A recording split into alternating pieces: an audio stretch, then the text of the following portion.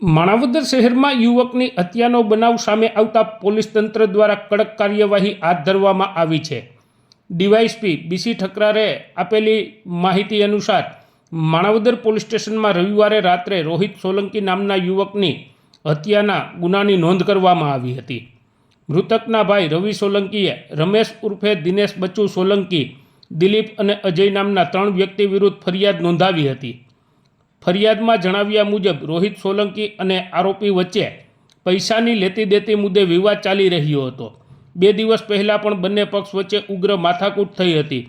જોકે પરિવારજનોએ ખાસ કરીને રોહિતની બહેનને સમગ્ર વાતની જાણ હોવા છતાં વારંવાર થતા ઝઘડાઓમાં તેઓ હસ્તાક્ષેપ કરતા નહોતા।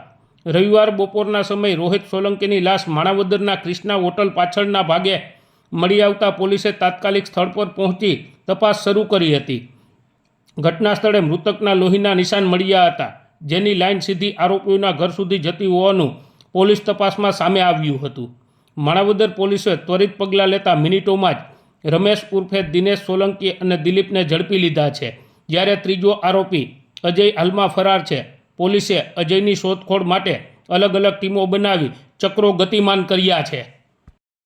પોલીસ સ્ટેશન ખાતે ગતરોજ એક મર્ડરનો બનાવ જાહેર થયેલો, તેમાં મરણ જનાર તરીકે રોહિત ભાઈ સોલંકી હતા કે જેઓ માણાવદરના રાવલપુરા વિસ્તારના રહીશ હતા, જેઓની ડેડ બોડી ક્રિષ્ના હોટલની પાછળ જે રસાલા ડેમ છે ત્યાં નદીના પટમાંથી મળી આવેલી હતી।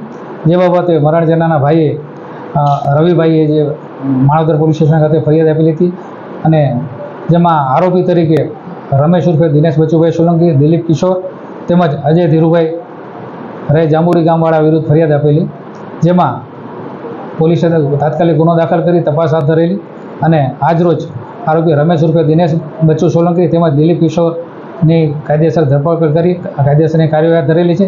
તેમજ આરોપી અજય ધીરુભાઈની તપાસ ચાલુ છે।